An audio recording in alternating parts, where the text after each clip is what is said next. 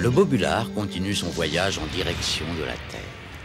Ah, j'ai de la chance aujourd'hui, et c'est à moi de monter la garde et tout est normal. Oh! Auguste avait parlé trop vite. Oh, c'est bizarre, j'avais jamais vu une chose pareille. Peut-être que c'est une nouvelle galaxie, mais enfin tout est sombre, hein. Je suis sûr qu'on est dans la galaxie de l'obscurité. Oh! Par tous les astres de l'univers! Mais qu'est-ce que c'est que ça? Auguste savait qu'il y avait des trous noirs dans l'espace, mais il ne s'attendait pas à ce spectacle. Oh! Oh non! On se dirige tout droit sur ce trou noir. Oh! Bon, on dirait qu'il y a une force magnétique. On va être aspiré dans ce trou. Si on ne fait pas quelque chose, il faut faire quelque chose. Tout ça n'empêchait pas Cornelius de rêver. Oh!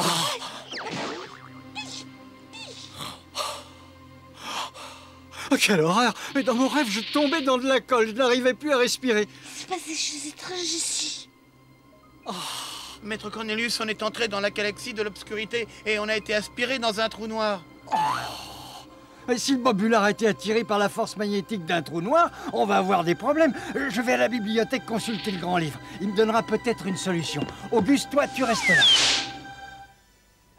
Avant d'aller à la bibliothèque, Maître Cornelius a informé le capitaine de la situation. Celui-ci est très inquiet. Il lui tarde que Cornelius trouve la tactique à adopter. Alors, Cornelius, vous avez enfin trouvé quelque chose?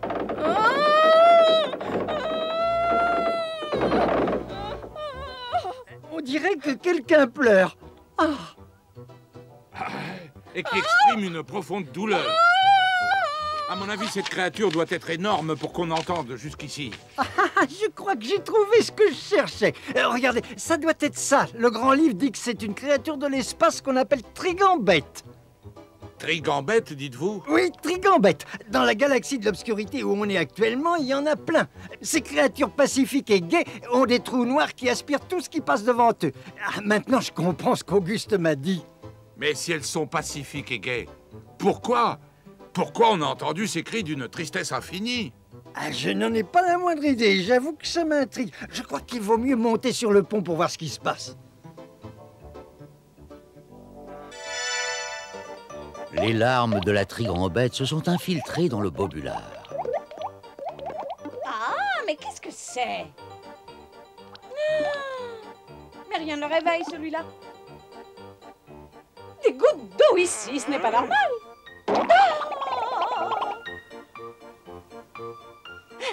Hé, réveille-toi, Thaddeus, fais quelque chose, on va se noyer.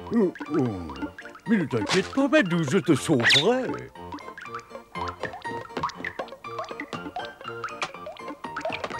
Oh, voilà, c'est gay maintenant. On ne risque plus rien. Tu as entendu ça, Madouce? Mais qu'est-ce que c'était? En arrivant dans le Boborium, Yod et Diode sont restés bouche bée devant le spectacle qui s'offrait à leurs yeux. Ils ne pouvaient pas en croire leurs yeux. Leur précieux Bobogum était atteint d'une maladie mystérieuse. Oh! Attends, je reviens.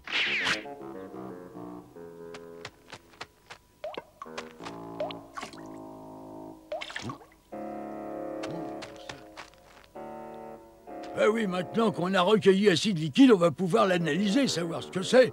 Voyons voir un peu. Yod et Diode sont impatients de connaître les résultats.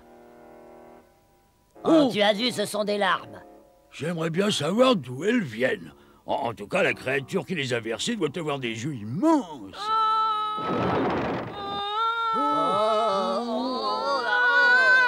Oh, ça me fend le cœur d'entendre ça. Maître Cornelius et le capitaine sont montés sur le pont, mais ne comprennent toujours pas ce qui se passe. Alors, on y va? Oui, Tant pis si ce qu'on va faire est dangereux, mais on doit le faire. vous avez raison. Néanmoins, on ne doit pas prendre de risques inutiles. Alors, nouez la corde autour de votre taille. Ça y est, je suis prêt. Capitaine, Monsieur Cornelius, attendez-moi, c'est... Yo.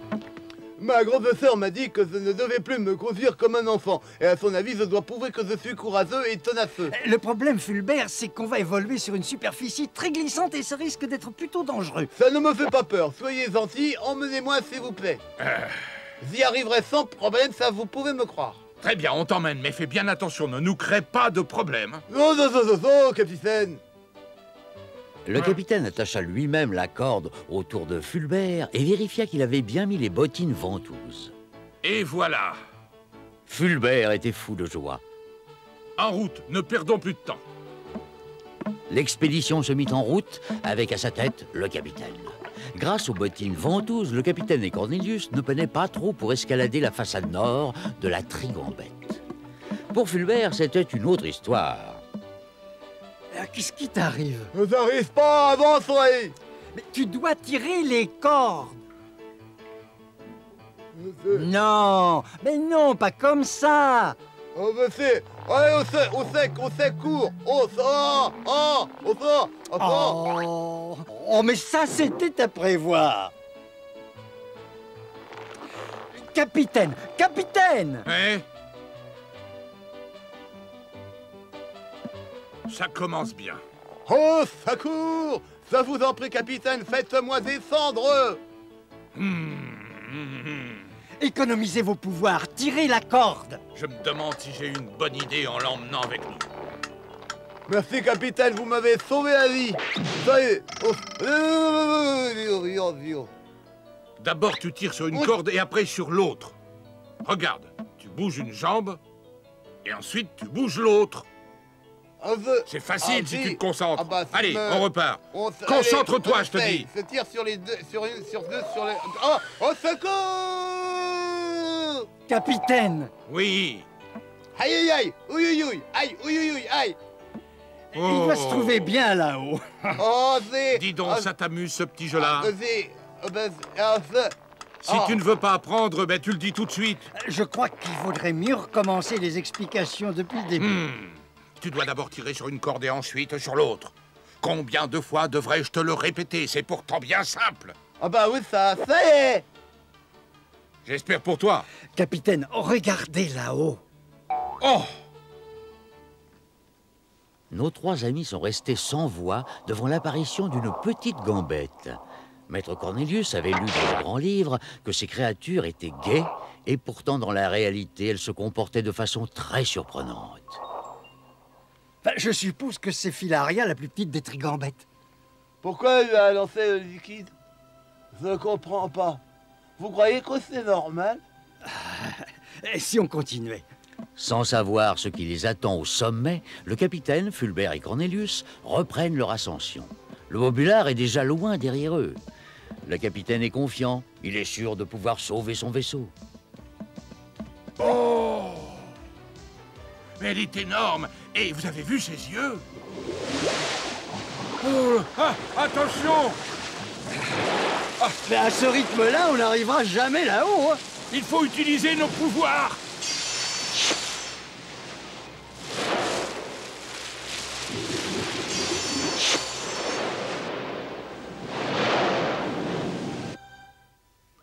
Iode et Diode ont disposé tous les récipients qu'ils ont pu trouver pour recueillir les larmes qui continuent de couler.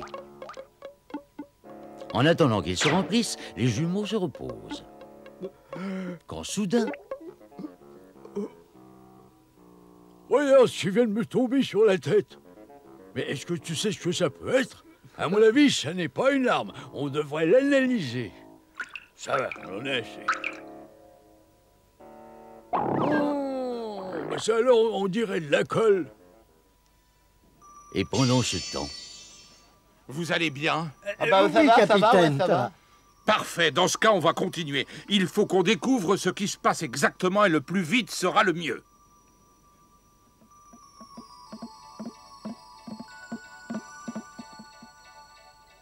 nos amis avaient tellement forcé la marche qu'ils ont dû s'arrêter pour reprendre des forces. Sans qu'ils s'en aperçoivent, tout à coup apparurent d'étranges petits êtres dans une sorte de coquille.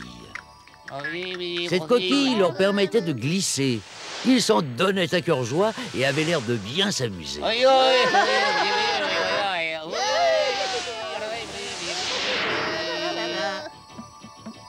Les bobolènes se montaient. Ils étaient presque au sommet quand... Oh non, allez-y. Capitaine. Capitaine, regardez les extraterrestres. Oh, mais... Des deux côtés, la surprise était grande. Tout le monde s'observait. Maître Cornelius, vous vous souvenez de ce que le grand livre dit sur ces petites Mais créatures? il n'en parle pas.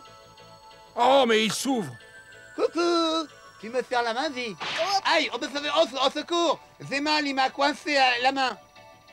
Faites quelque chose, je vous en prie. Je ne veux pas perdre ma main. Non, attends, j'arrive. Aïe, oui, Aïe, aïe. oui. Ah bah oui, ça fait... Aïe, aïe, au secours, capitaine. Fulbert essaie d'ouvrir cette coquille. J'essaie, mais je ne peux Mais pas. et c'est encore, ils vont nous manger les mains. Aïe, aïe, aïe, aïe, aïe, aïe, aïe. Dès que le capitaine se mit à rire, les coquilles s'ouvrirent. Ouais, bah, au lieu de rire, vous feriez mieux de faire quelque chose pour nous. Les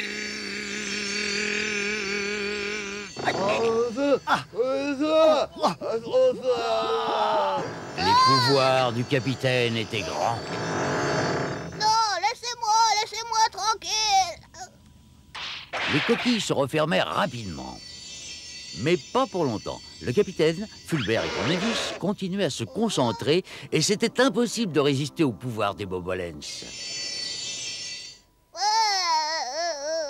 Pourquoi pleures-tu? Dès que je vous ai vu, j'ai tout compris. C'est très clair, c'est Johnson qui vous envoie. Avouez-le, vous travaillez pour lui. Mais qu'est-ce qu'il raconte? Il doit confondre, on connaît pas de Johnson. Et d'abord, qui c'est ce Johnson? Comment ça qui est Johnson? C'est le trigambète le plus méchant de la galaxie de l'obscurité. Il est cruel et sans scrupules, il se croit supérieur aux autres, il leur impose sa loi et ne leur permet pas de rire. Comme il est désagréable, il ne trouve pas de fiancé, alors il ne supporte pas de voir que les autres sont heureux. C'est pour ça qu'il a séparé Shelley et Octave. Il était jaloux de les voir aussi amoureux l'un de l'autre. Aussi maintenant, il pleure tout le temps. Je me demande qui est Shelley. C'est une excellente question à laquelle je vais essayer de répondre. Si mes calculs sont exacts, nous nous trouvons précisément sur Shelley. Le bobulard a été aspiré dans le trou noir d'une de ses tentacules et il a atterri dans un lac de larmes.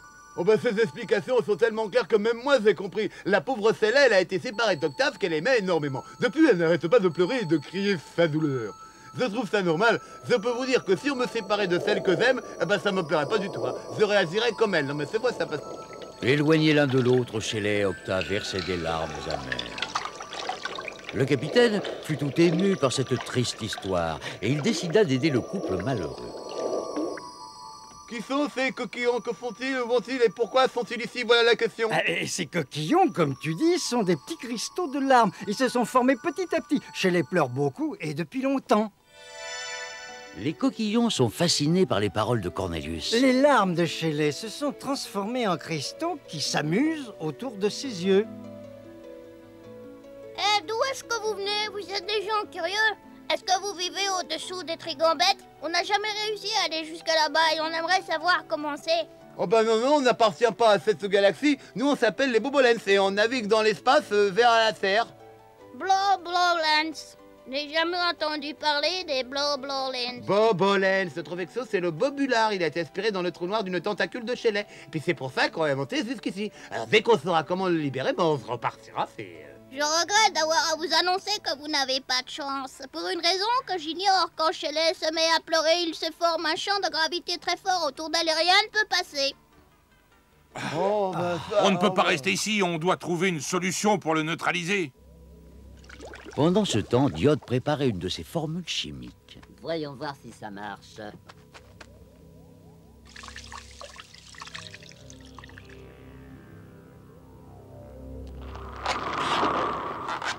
Oh, ça y est, t'as réussi. Ta potion est extraordinaire, miraculeuse. Exactement, et tu sais comment on va l'appeler? La potion magique.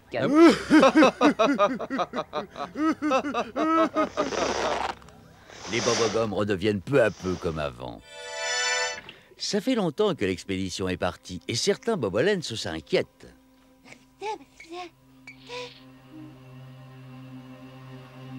Tu ne crois pas qu'il devrait déjà être revenu à bord? Ça m'inquiète. Je suis sûre que Fulbert court un grand danger. Mais d'où c'est toi qui l'as convaincu d'y aller? Oh, laisse-moi tranquille. Tu vois pas que je suis en train de travailler, non?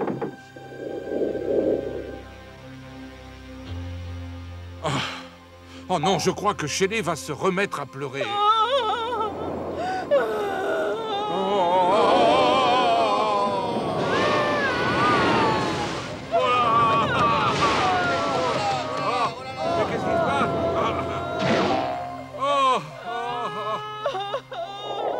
pauvre Octave. Ah oui, ils sont bien à plaindre tous les deux. Mais qu'est-ce qu'on peut faire pour eux? Regardez, le petit. Oh! Oh, écoute, petit, tu devrais avoir honte d'insulter ta maman comme ça, hein? Oh, ça fait... Agacé, Fulbert utilisa ses pouvoirs. Oh, oh, oh, oh, oh.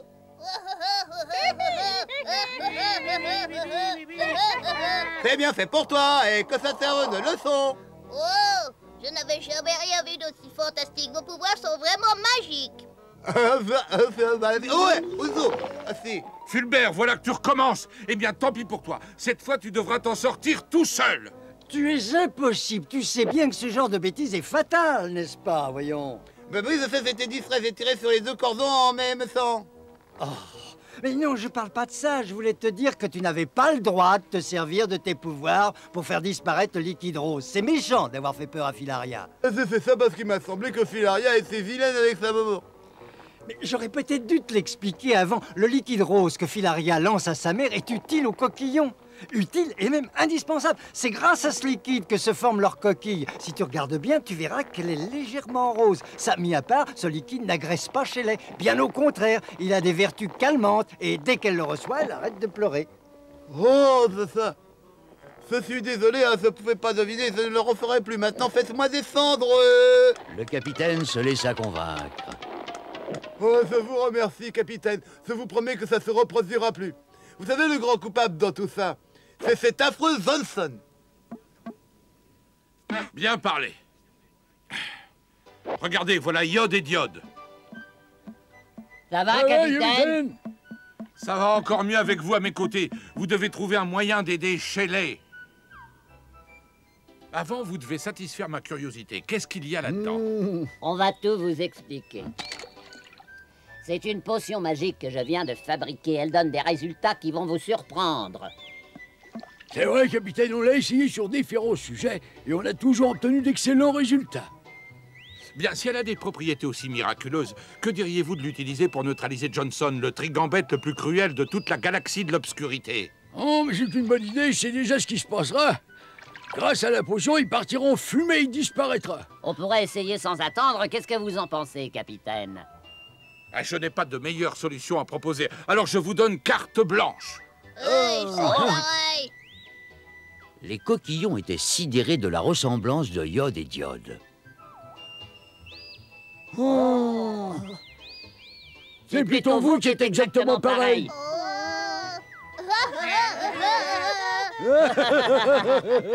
Permettez-moi de vous présenter les coquillons. Le capitaine expliquait aux jumeaux qui étaient les coquillons quand...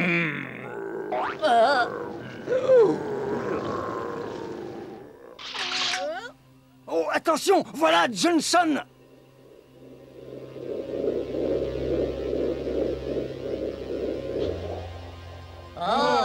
Non, mais inutile d'avoir peur. On est beaucoup trop petits, il ne peut pas nous voir. Tu verras, Johnson, un jour tu paieras ta cruauté. Johnson est très en colère. Heureusement qu'on a les bottines ventouses.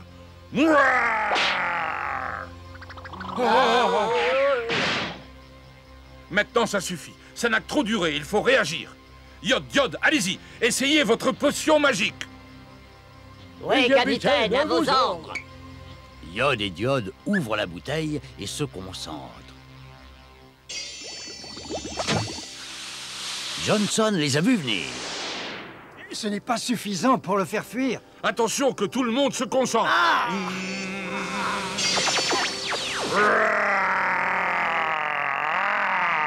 Les résultats ne se font pas attendre. Johnson diminue et est réduit en fumée.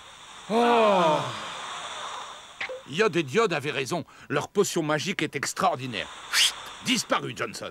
Oh, c'est génial, ça a marché encore une fois. Merci de nous avoir débarrassés. Comment vous avez trouvé cette potion magique? Vous me donnerez la formule?